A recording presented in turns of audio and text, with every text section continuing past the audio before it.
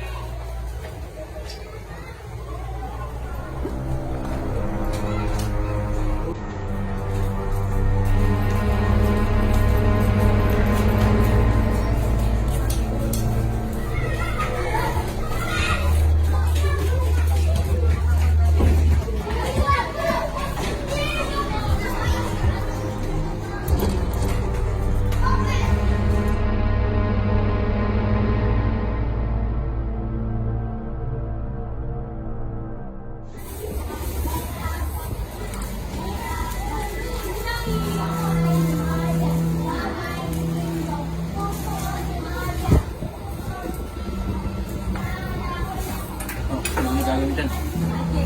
Wala.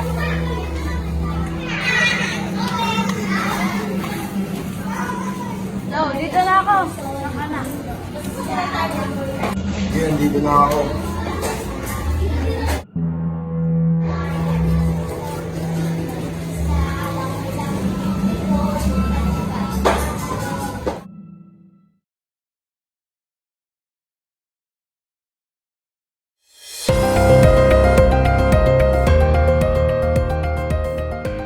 Narito na ang nagbabagang balita sa umagang ito. Mahigit 3,000 halaga ng mga iligal na droga ang nasabat sa 3 drug suspects sa Maynila. Pero gihit naman ng mga ito na sila lamang ay napag-utusan na mag-pack ng shabu ng kanilang hinihinalang drug boss. Base sa tip na natanggap ng pulisya, pinapak ito ng tauhan ng boss at pagkatapos ay binibili ito upang gamitin ng mga drug users. Itong mga aming nahuli ay matagal na namin binabantayan at naghahantay na lamang kami ng tamang oras para huliin sila. Natanto namin na dito sila sa area ng balot na puproduce ng shabu at nalaman din namin na marami siyang binabagsakan dito sa area ng balot at meron din siyang ilang customer sa iba't ibang lugar. Nang mahuli namin sila yung nasa kalagitnaan pa ng pagre-repack ng shabu.